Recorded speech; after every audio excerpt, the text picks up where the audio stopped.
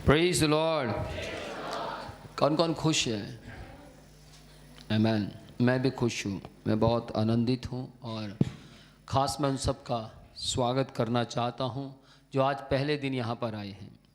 आप सबका स्वागत है, प्रभु आप सबको आशीष दे और मेरा विश्वास है यहाँ आना आपका आशीष का कारण होगा। बिना आशीष के वापस घर नहीं जाएंगे, आप आशीष लेकर घर जाएंगे। परमेश्वर के नाम की महिमा हो। आज हम परमेश्वर के वचन में से देखेंगे। पिछले वीरवार को हमने सीखा था कि अंतिम दिन का आने का क्या चिन्ह होगा, और आज हम सीखेंगे कि अंतिम समय का दृष्टांत जो प्रभु यीशु मसीह ने अपने चेलों से और कलीसिया से कहा। अंतिम समय का दृष्टांत, अगर इंग्लिश में कहें तो विज़न, दर्शन, प्रभु यीशु ने अपनी कलीसिया से बात करके कुछ व्याख्यान किया। उस बात को हम जरा समझेंगे कि क्या व्याख्यान किया प्रभु यीशु ने। मत्ती 25 अध्याय उसकी पहली आयत से लेकर 13वीं आयत तक हमारे बीच में भाई जरा ऊंची आवाज में पढ़ दें।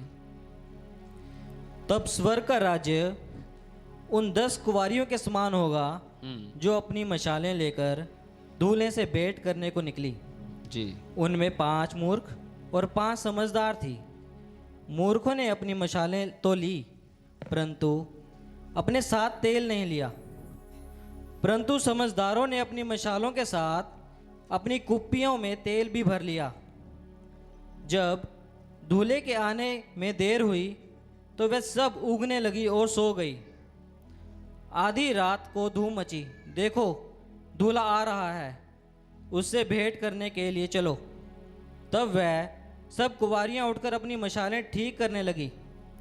और मूर्खों ने समझदारों से कहा, अपने तेल में से कुछ हमें भी दो, क्योंकि हमारी मशालें बुझी जा रही हैं। परंतु समझदारों ने उत्तर दिया, कदाचित ये हमारे और तुम्हारे लिए पूरा ना हो।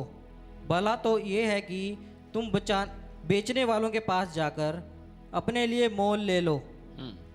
जब वह मोल लेने को जा रही थी तो दूल्हा आ पहुंचा, और जो तैयार थी वह उसके साथ विवाह के घर में चली गई और द्वार बंद किया गया जी। इसके बाद वह दूसरी कुंवारियों भी आकर कहने लगी, हे स्वामी, हमारे लिए द्वार खोल दे।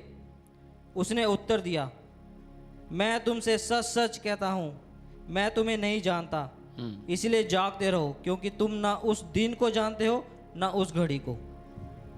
जागते रहो, ना तो तुम उस दिन को जानते हो ना उस घड़ी को जानते हो। हमने मत्ती 24 अध्याय उसकी 44 आयत में भी यही वचन पढ़ा था कि जागते रहो, तुम नहीं जानते कि किस दिन प्रभु यीशु आएगा। बहुत से लोग आजकल बता देते हैं, मालूम नहीं कैसे बता देते हैं कि यीशु आने वाला है, 2021 में आ जाएगा, 2022 में आ जाएगा, 2023 में आ जाएगा। लेकिन सर्वशक्तिमान, सर्वश्रेष्ठ, सर्वज्ञानी और सर्वव्यापक जो अपने पिता की योजना के मुताबिक इस जमीन पर कंवारी लड़की से पैदा हुआ, उस प्रभु यीशु से चेलों ने सवाल पूछा जब प्रभु यीशु जैतून नाम के पहाड़ पर बैठे थे 24वें अध्याय में, कि प्रभु यीशु वो घड़ी कब होगी जब पत्थर पर पत्थर ना रहेगा, वो वक्त कब होगा जब राज्य पर और कंट्री पर चढ़ाई करेगी। वो जो जाति लिखा है वहाँ जाति नहीं है, कंट्री है। कंट्री देश पर चढ़ाई करेगा, ये कब होगा? तब प्रभु यीशु यूं कहते हैं कि उस वक्त को कोई नहीं जानता, ना स्वर्गदूत ना पुत्र, केवल पिता ही जानता है।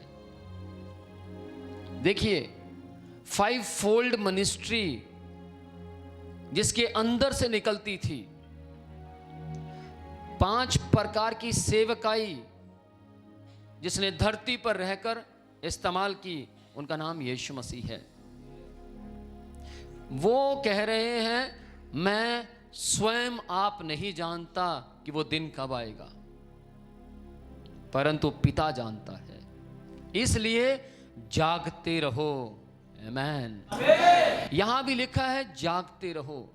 प्रभु यीशु ने अंतिम समय का व्याख्यान किया, अंतिम समय की तुलना की। किसके साथ? बाइबल यूं कहती है, यहां पर एक दूल्हा आया और 10 कवारियां आई। दूल्हा कौन था? मसीह यीशु ने अपने साथ दूल्हे की तुलना की। मसीह यीशु था दूल्हा, और वो 10 कुंवारियां जिनकी मशाल की बात की गई है, जिनकी मशाल के तेल की बात की गई है, वो 10 कुंवारियां कलीसिया थी। प्रभु यीशु ने कलीसिया और को अपने साथ जोड़कर व्याख्यान किया, दृष्टांत समझाया। और यह दृष्टांत इसलिए समझाया ताकि लोग अंतिम दिनों में, जब कंट्री पर, देश पर चढ़ाई करे, राज्य का मतलब यह है जो देश पर राज्य करते हैं, मंत्री के विरोध में होगा। और जब मंत्री के विरोध में होगा, राज्य के विरोध में होगा, तो समझ जाइएगा। प्रभु यीशु ने क्या कहा? चेलों से कहा, समझ जाना मेरा आगमन निकट है, समझ जाना मैं जल्द आने वाला हूं। दूल्हा मसीह यीशु है, 10 कवारियां कलीसिया है। बाइबल में परमेश्वर का वचन कहता है, अगर आप ध्यान से बाइबल को मेडिटेट करेंगे, ओपन बाइबल, डेक बाइबल को पढ़ेंगे, तो आपको बहुत सी बातें समझ आएंगी। मैं पिछले दिनों में ओपन बाइबल को पढ़ रहा था, और ओपन बाइबल में मुझे पढ़ने के लिए मिला, ये इसी चैप्टर को पढ़ रहा था, मत्ती 25 अध्याय को। उसमें क्या लिखा है? यहूदी कौम जो थी, मसीह यीशु के वक्त में यहूदी जो कौम थी, जब वहां पर शादी या ब्याह का समय आता था, तो दूल्हा दुल्हन को लेने के लिए उसके घर जाया करता था। और जब दूल्हा दुल्हन को लेने के लिए उसके घर जाता था, तो दुल्हन की जो सहेलियां हैं, वो बाहर निकलकर दूल्हे का स्वागत करती थी, और समय वहां पर खाने का भी इंतजाम किया जाता था। और यही बात देखने के लिए हमें हिंदुस्तान में भी मिलती है, हाँ या ना? और कई बार हमारे हिंदुस्तान के अंदर भी जब दूल्हा दुल्हन को लेने के लिए जाता है तो रात हो जाती है, और जब रात हो जाती है तो भी हमारे हिंदुस्तान की जो दुल्हन की सहेलियां हैं वो वेलकम करने के लिए बाहर आती हैं, टॉर्च लाइट्स लगाई जाती है। लेकिन उस वक्त में, रात के समय में, यहूदी जो लोग थे, उनकी जो बेटियां थी, दूल्हे के वेलकम के लिए उन्हें मशाल उठानी पड़ती थी, मशालें लेनी पड़ती थी, और मशालों में तेल डालते थे तभी वो जलती थी। तो वो उनका दूल्हे का वेलकम करती थी। देखिए कितनी गजब की बात है। प्रभु यीशु ने यहूदी कौम के अंदर इन विवाहों को होते हुए देखा। इसका मतलब प्रभु यीशु विवाह में जाया करते थे, तभी यीशु मसीह को इन चीजों के बारे में पता था।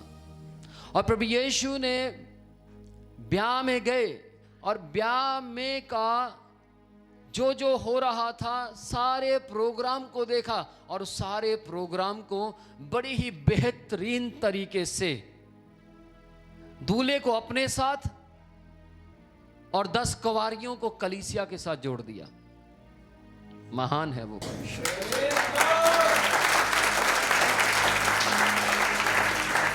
महान है वो यीशु, जिसने अपनी कलीसिया को समझाने के लिए कहां से एग्जाम्पल उठाया। और प्रभु यीशु को मालूम था कि ये तरीका जो यहूदी कौम में होता है, ये तरीका एक दिन पूरे संसार में फैल जाएगा। मालूम था प्रभु यीशु को। और आज भी पूरे संसार के साथ दूल्हा ही बारात लेकर जाता है दुल्हन को लेने के लिए घर में, और दुल्हन की जो सहेलियां हैं वो ऐसे ही वेलकम करती हैं जैसे बाइबल में लिखा है दूल्हे का। और सेम ऐसे ही उस ब्याह में खाना रखा जाता है बारात के लिए, दूल्हे के लिए। हाँ या ना? ऐसा ही होता है, सेम, कुछ भी बदला हुआ नहीं है। बाइबल के मुताबिक कलीसिया में दो प्रकार के लोग पाए जाते हैं, एक बुद्धिमान और दूसरे मूर्ख। बाइबल यूं कहती है, अगर आप मत्ती 7वां अध्याय उसकी 24 और 25 आयत पढ़ेंगे तो उसके अंदर मूर्ख और बुद्धिमान, बुद्धिमान और मूर्ख दोनों मनुष्य के बारे में लिखा है। वहां यूं लिखा है, बुद्धिमान मनुष्य क्या करता है? अपना घर चट्टान पर बनाता है। फिर क्या हुआ? बाढ़ आई, आंधियां चली, तूफान आया, परंतु जिसका घर चट्टान पर है उस घर को कोई हिला नहीं पाया, क्योंकि घर चट्टान पर था। जब घर हिला नहीं पाया तो क्या हुआ? बाढ़ का आना बेकार हो गया, आंधी का आना बेकार हो गया, तूफान का चलना बेकार हो गया। क्यों? क्योंकि घर चट्टान पर है। सेम उसी तरीके से यहां पर प्रभु यीशु ने क्या किया? यहूदी कौम के अंदर जो हो रहा था उसको लिया, और कुछ पिता जो उसको दे रहे थे, प्रभु यीशु जी को दे रहे थे, उसको उसमें ऐड कर दिया। प्रभु यीशु ने 5 को अलग किया और 5 को अलग कर दिया। 10 कवारियों में से 5 बुद्धिमान घोषित कर दी और 5 मूर्ख घोषित कर दी। जो 5 थी उनको बोला गया, जिनके मशाल में तेल था, और सिर्फ मशाल में ही नहीं, जिनके कुप्पी में और एक्स्ट्रा तेल था, उनके पास एक्स्ट्रा तेल भी था।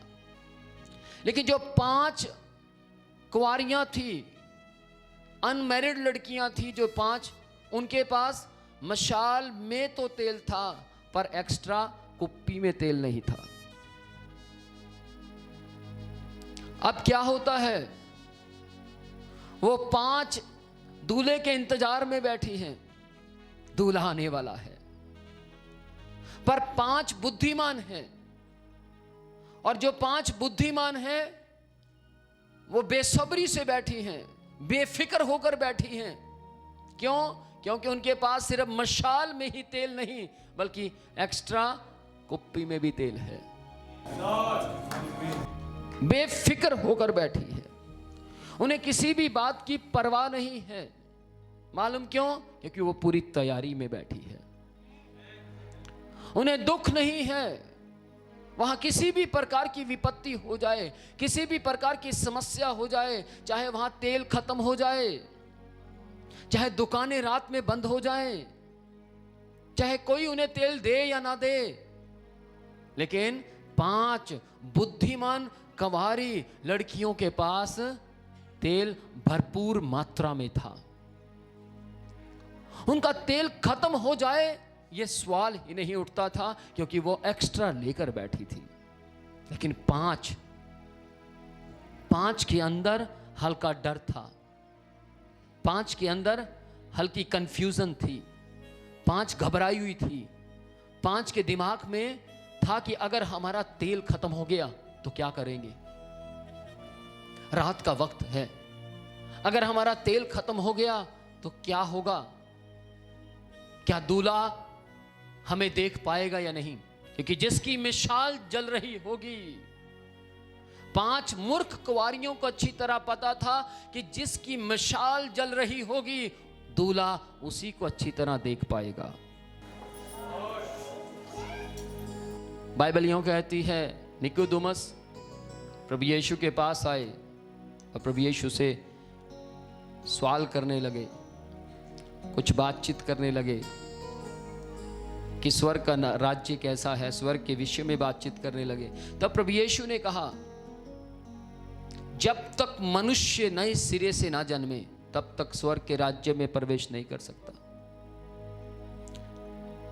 यूहन्ना 3 अध्याय की 5वीं आयत में परमेश्वर का वचन क्या कहता है? निकोदेमुस जी को प्रभु यीशु ने उत्तर दिया और क्या कहा? मैं तुझसे सच सच कहता हूं। सच एक बार इस्तेमाल किया जा सकता था, लेकिन 2 बार इस्तेमाल किया गया। मैं तुझसे सच सच कहता हूं, जब तो कोई जल और आत्मा से ना जन्म ले परमेश्वर के राज्य में प्रवेश नहीं कर सकता। जल और आत्मा, इस बात को आप समझिए। यहां लिखा है, जो परमेश्वर के राज्य में प्रवेश करना चाहता है उसके पास आत्मा होना बहुत जरूरी है। तेल का मतलब क्या है? मशाल का मतलब हम समझ गए। मशाल क्या है? मशाल आप हैं। मशाल कलीसिया है। वो जो 5 लड़कियां हैं, जो 5 लड़कियां, वो कलीसिया है। मशाल जो है वो आपके अंदर होनी चाहिए। Praise the Lord. और वो जो मशाल के अंदर है वो तेल क्या है? वो तेल पवित्र आत्मा है। पवित्र आत्मा के बिना आप और मैं ज्योति नहीं बन सकते। पवित्र आत्मा के बिना हम प्रकाशमान नहीं हो सकते। और पवित्र आत्मा सीधा स्वर्ग से आता है।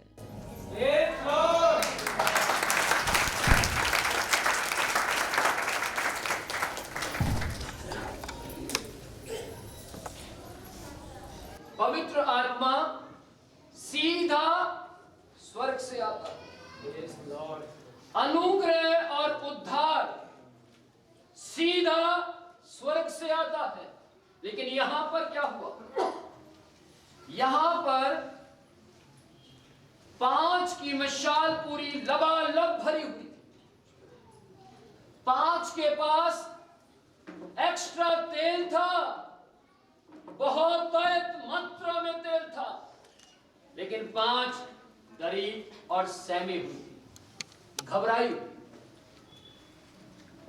और ये 5 क्या करने लगी? जैसे ही दूल्हा आया उनको मालूम हो गया, शोर मचा, दूल्हा आने वाला। और शोर मचा कि दूल्हा आने वाला है, तो उनको मालूम हो गया कि हमारी मशाल जो है उसकी आग की जो लपट है वो कम हो रही है,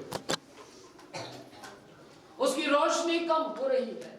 तब उन्होंने 5 कवारियों ने 5 से रिक्वेस्ट की, विनती की, हमें कुछ तेल अपनी कुप्पी से निकाल कर दे दो, हमें कुछ तेल दे दो, ताकि हमारी मशालें भी जलती रहे, ताकि दूल्हे का स्वागत हम आराम से कर पाए, ताकि दूल्हा भी हमारी मशाल के जरिए, हमारी रोशनी के जरिए, इस आग की लपट के कारण हमें भी देख पाए। कवारियां रिक्वेस्ट करने लगी, विनती करने लगी, लेकिन 5 जो बुद्धिमान कवारियां थी उन्होंने तेल नहीं दिया। उन्होंने तेल नहीं दिया, उन्होंने मदद नहीं की। हो सकता है आप सोचे उनको मदद करनी चाहिए थी।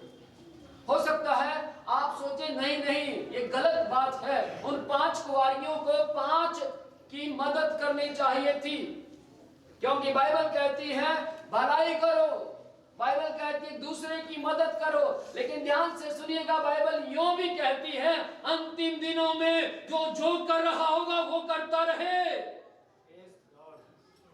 अंतिम दिनों में आप जैसे हैं वैसे बने रहिए। अंतिम दिनों में अगर कोई तुमसे आकर आत्मा मांगे तो आप आत्मा नहीं दे सकते, क्योंकि आत्मा स्वर्ग से आता है।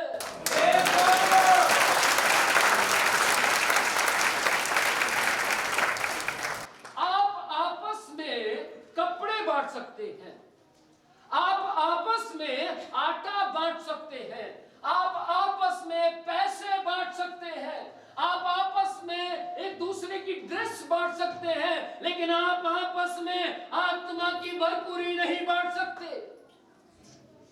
आप आपस में एक दूसरे को आत्मा नहीं दे सकते।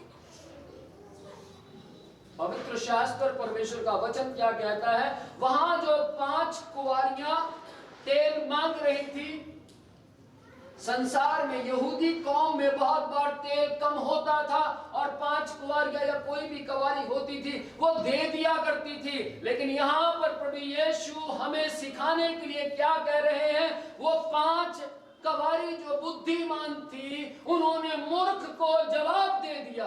क्यों जवाब दे दिया? क्या कारण था? क्योंकि बुद्धिमान कुंवारियों को मालूम था कि इन 5 मूर्ख कुंवारियों के घर में बहुत तेल है, लेकिन ये तेल अपने साथ एक्स्ट्रा लेकर घर से नहीं निकली, क्योंकि आलसी थी, मेहनत करने वाली नहीं थी, समझदार नहीं थी। और 5 बुद्धिमान कुंवारियों ने उनको तेल ना देकर अपने पास एक्स्ट्रा तेल रखा, ताकि दूल्हा खुश हो और कहे ये 5 कुंवारियां ही मेरे साथ जाएंगी।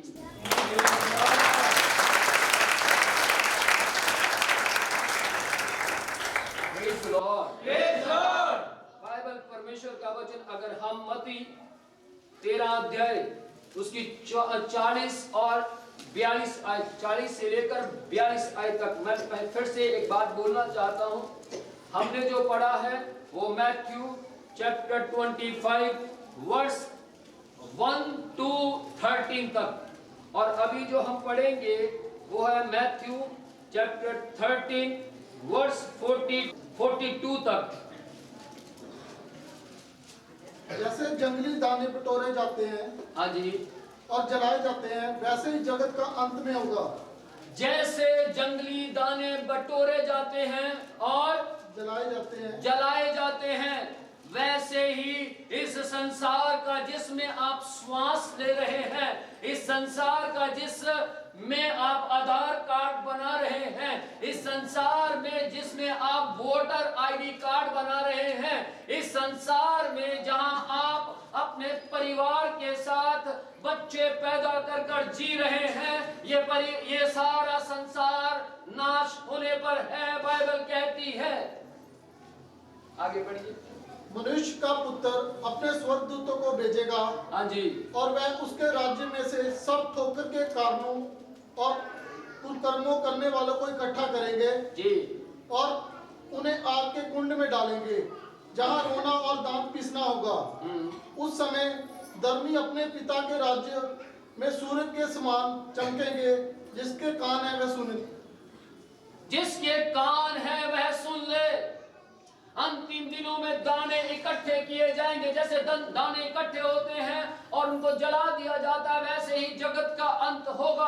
और परमेश्वर स्वर्गदूतों को भेजेगा, और स्वर्गदूत क्या करेंगे? जो व्यभिचारी हैं, जो लुचपन करते हैं, जो परमेश्वर की आराधना नहीं करते, जो परमेश्वर के साथ समय व्यतीत नहीं करते, उन्हें बुद्धिमानों से अलग कर देंगे।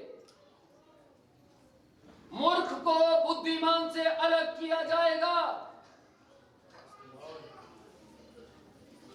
जो अपनी मनमानी करते हैं, प्रार्थना में समय व्यतीत नहीं करते, और अगर वो धार्मिक जीवन जीना भी चाहते हैं तो दिखावे का जीवन जीते हैं। लेकिन जो दिखावे का जीवन नहीं जीते, जो परमेश्वर के साथ गुप्त संबंध में बिल्कुल बेस्ट है, और जो बेस्ट नहीं है, जो बेस्ट है और जो बेस्ट नहीं है, बेस्ट को और जो बेस्ट नहीं उनसे अलग किया जाएगा। और बाइबल यूं कहती है, तब अंत आ जाएगा। जिसके कान हो वह सुन ले कि यदि आप कहीं गलत हैं तो उससे मन फिराइए और वापस लौट आइए। यदि किसी जगह पर आप हार रहे हैं, यदि किसी जगह पर आपको लग रहा है कि मैं शायद ही स्वर्ग जा पाऊंगा, यदि किसी जगह पर आपको लग रहा है कि जिस वक्त दूल्हा आएगा मेरी भी कुप्पी में तेल नहीं है, मेरी भी मशाल बुझ रही है तो रिपेंट कीजिए, अपना जीवन यीशु को दीजिए। यीशु आपको स्वर्ग से, पिता से आत्मा देने की सामर्थ्य रखता है। आमीन।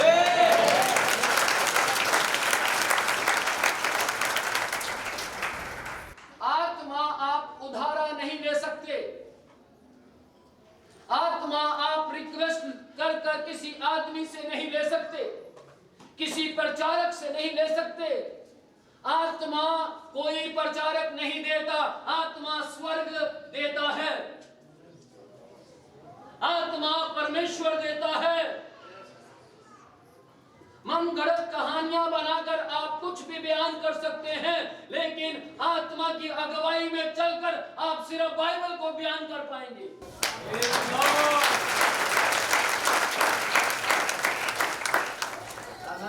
आमीन। आप परमेश्वर के पुत्र और पुत्रियां हैं, और आज परमेश्वर अपनी आत्मा के जरिए आपसे बात कर रहा है। एक आयत और पढ़ेंगे, मत्ती 13 अध्याय 47 से लेकर 50 तक। Matthew chapter 13 verse 47 to 50। फिर स्वर्ग का राज्य उस बड़े जाल के समान है जी, जो समुद्र में डाला गया और हर प्रकार की मछलियों को समेट लाया। और जब जाल भर गया तो मछुए उसको किनारे पर खींच लाए और बैठकर अच्छी अच्छी को बर्तनों में इकट्ठा की और निकम्मी फेंक दी। जगत के अंत में ऐसा ही होगा।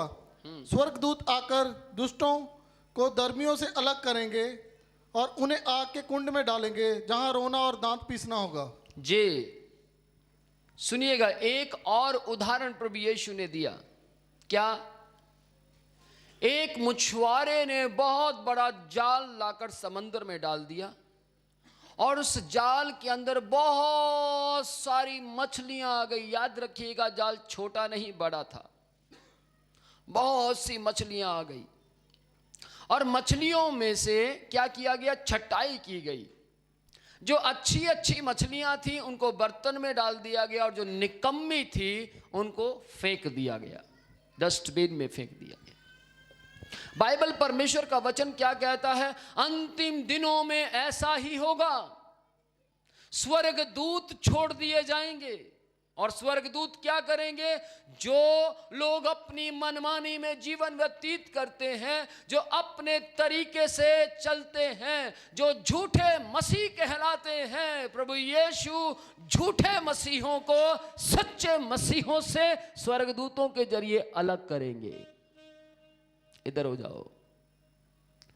बकरियों को वो लेफ्ट साइड में बाईं ओर खड़ी करेंगे, और भेड़ों को वो कहेंगे दाहिनी ओर आ जाओ, क्योंकि तुम परमेश्वर की अच्छी और बेस्ट भेड़े हो। अलग करेंगे। मैंने किसी से कहा कि भैया, Jesus is coming soon this days, इन दिनों में यीशु आने वाला है।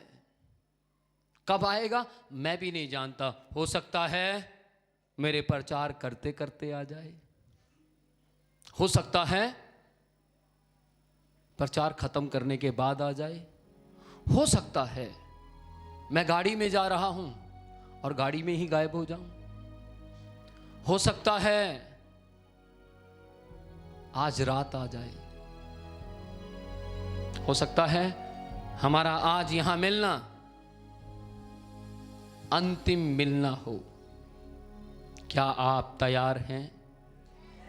यदि हां तो ध्यान से सुनिएगा। फिर आपको स्वर्गदूत इन अंतिम दिनों में जो लोग परमेश्वर के साथ नहीं चलते, आपको उनसे अलग करेंगे, अलग करेंगे। बाइबल में लिखा है, अगर इसी आयत की थोड़ी सी ऊपर पढ़िए, 2 लाइनें ऊपर। जगत के अंत में ऐसा ही होगा, जगत के अंत में ऐसा ही होगा।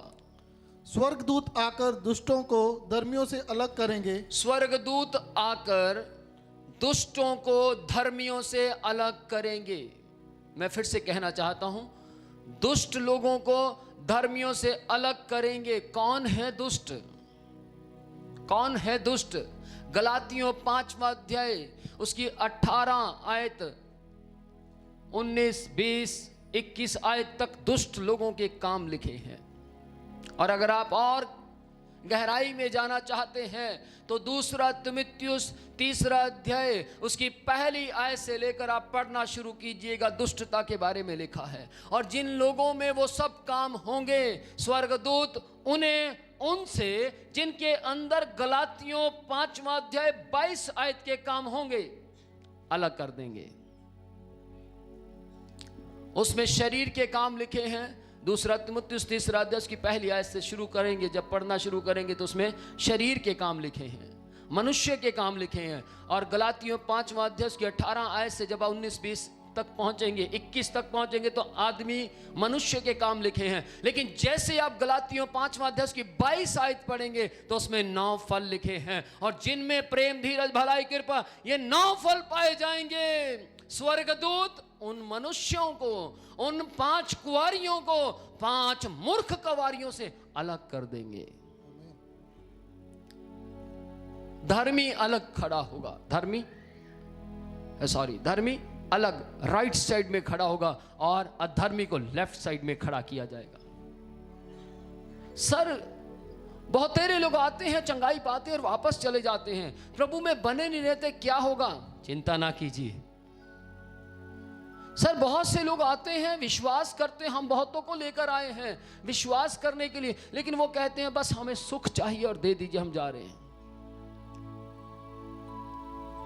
हमें उद्धार नहीं चाहिए, हमें आत्मा नहीं चाहिए। और जिन्हें आत्मा चाहिए, जिन्हें उद्धार चाहिए, जिन्हें ये सिर्फ यीशु चाहिए, उन्हें स्वर्गदूत आकर उनसे जो सिर्फ चंगाई, सिर्फ आराम चाहते थे, उनसे जो परमेश्वर में खड़े रहना चाहते थे, जो परमेश्वर के लिए मरना चाहते थे, जो यीशु की गवाही देने के लिए स्थिर खड़े रहना चाहते थे, उनसे अलग करेंगे। स्वर्गदूत आकर दुष्टों को धर्मियों से अलग करेंगे। प्रभु यीशु को आकर चेले कहने लगे, ओ प्रभु, एक किसान को आकर कुछ उसके सेवक आकर कहने लगे, स्वामी, हमारी फसल के अंदर ऊंट कटारा उग गया है। स्वामी, फसल के अंदर कुछ अजीब से पौधे उग आए हैं। और किसान के मालिक ने क्या कहा? तोड़ना मत। उन्होंने कहा उनको हम उखाड़ दे क्या? लेकिन मालिक क्या कहते? नहीं, दोनों को साथ साथ बढ़ने दो, दोनों को साथ साथ बढ़ने दो। वक्त आने पर जब फसल की कटाई होगी तब हम क्या करेंगे? फसल को अलग कर देंगे और जो फसल नहीं है उसको अलग कर देंगे ताकि वो आग में झोंका जाए। यहां क्या लिखा है? दुष्ट अलग किए जाएंगे और धर्मी अलग किए जाएंगे और दुष्टों को आग की कुंड में, हमने पढ़ा अभी, आग की कुंड में डाल दिया जाएगा। अगली आयत पढ़ें जरा।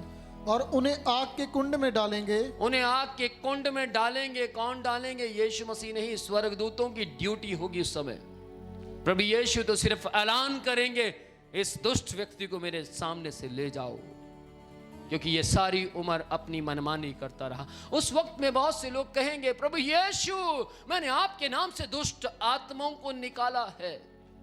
प्रभु यीशु, मैंने आपके नाम से बड़े बड़े चिन्ह और चमत्कार किए हैं। ये हाथ देख रहे हैं? मेरे इन हाथों के जरिए करीब 6 मुर्दे जिंदा हुए हैं। मैं अगर उस समय परमेश्वर की नजरों में धर्मी ना पाया गया तो मैं अगर जाकर वहां कहूं, प्रभु यीशु, इन हाथों के द्वारा 6 मुर्दे जिंदा हुए हैं, तो प्रभु यीशु कहेंगे, मैं तुझे नहीं जानता। यदि मैं वचन के मुताबिक सही ना पाया गया, यदि मैं वचन के मुताबिक सही चाल चलने वाला मनुष्य ना पाया गया, तो मुझे भी यीशु यही कहेंगे, मैं तुझे नहीं जानता। प्रभु मैंने 25 साल आपकी सेवकाई की है। प्रभु जी मैंने भरी जवानी आपके हाथ में दे दी है। प्रभु मैं घर से निकल गया, मेरे घर परिवार को मुझे छोड़ना पड़ा, मैं अपने परिवार को छोड़कर फुटपाथ पर रहा, मैंने बहुत गरीबी देखी है। प्रभु प्लीज मेरे लिए दरवाजा खोल दीजिए। प्रभु कहेंगे मैं तुझे नहीं जानता, तूने चाहे मेरे लिए कुछ भी किया हो पर मैं तुझे नहीं जानता, क्योंकि तू पैसे की सेवकाई करता था, क्योंकि तू मेरे नाम को लेकर मेरे तेल को प्रार्थना करके बेच दिया करता था, क्योंकि तू अपने कपड़े को भी धंधा बनाता था, क्योंकि तू अपने कोट को भी धंधा बनाता था। मेरी सेवकाई बेची नहीं जाती, मेरी सेवकाई आत्मा से की जाती है।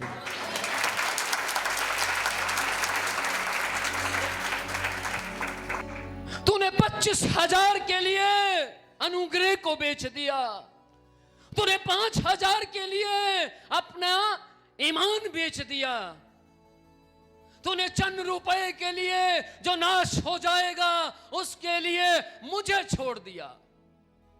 फिर कहता है प्रभु दरवाजा खोल दीजिए, मैं अंदर आना चाहता हूं। दुख होता है, बहुत दुख होता है, बहुत दुख होता है सुनकर, बहुत दुख होता है। बहुत लोग फोन कर कर कहते हैं अपोस्टल जी तेल चाहिए था, कितने में देंगे? अपोस्टल जी हम चर्च के लिए पैसा देना चाहते हैं, क्या करना पड़ेगा? कुछ नहीं करना पड़ेगा, प्रार्थना कीजिए, प्रभु से पूछिए, प्रभु आपका अमाउंट बताएगा।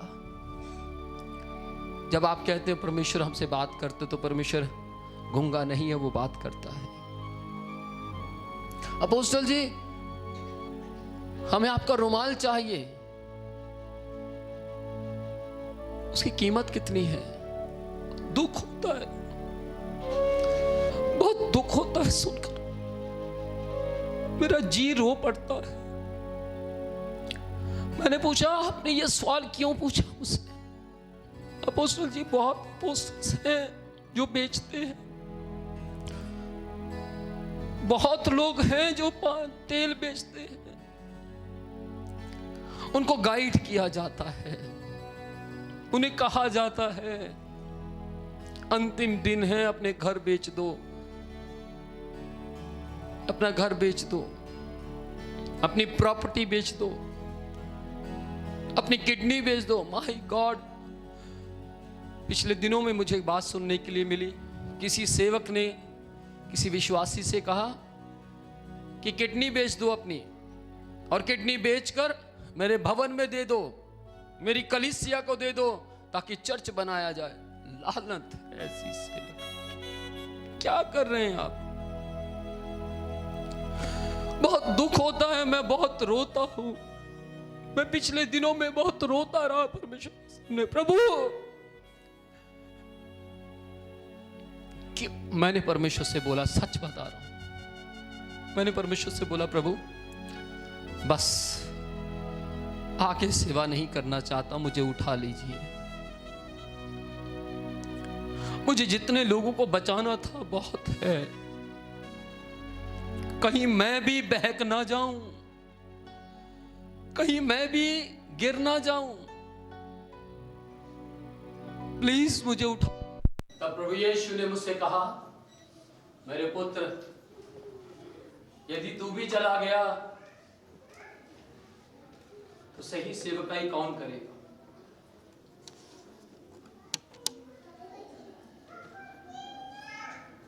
मैंने एक प्रार्थना परमेश्वर से की कि प्रभु यदि मैं गिरूंगा